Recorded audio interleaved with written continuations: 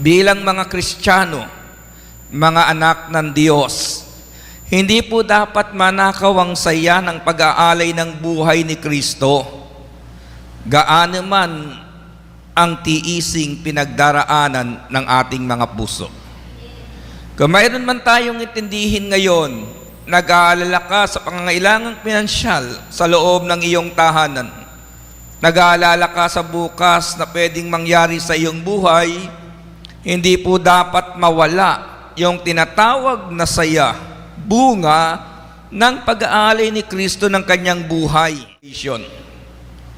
Kapag puno po ng blessing ang buhay natin, may laman ang ating bulsa at ang ating mga pitaka, andali pong tumayo, mga kapatid, sa harapan na maraming tao sa gawain at sabihin, ang Diyos hindi ako pinababayaan.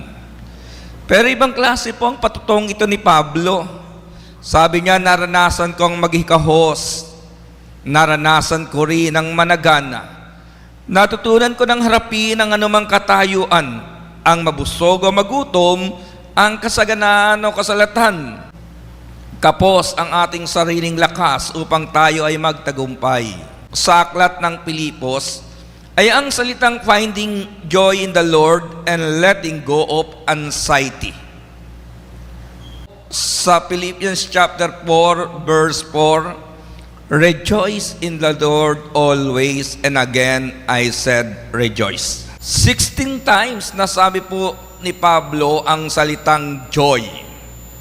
16 na beses. At nasabi niya ang salitang ito, mga kapatid, ng 16 na beses nang nasa panahon siya ng pagtitiis ng buhay. Nasusundan po ninyo ako? Hindi ba? Totoo naman yan, mga kapatid. Kapag mayroon ka ng lahat ng bagay, ang sarap tumayo sa gitna ng maraming tao at ipagsigawan, mabuti ang Diyos sa ating buhay. Pero kahit dumaraan ka ng pagtiis, dumaraan ka ng persecution,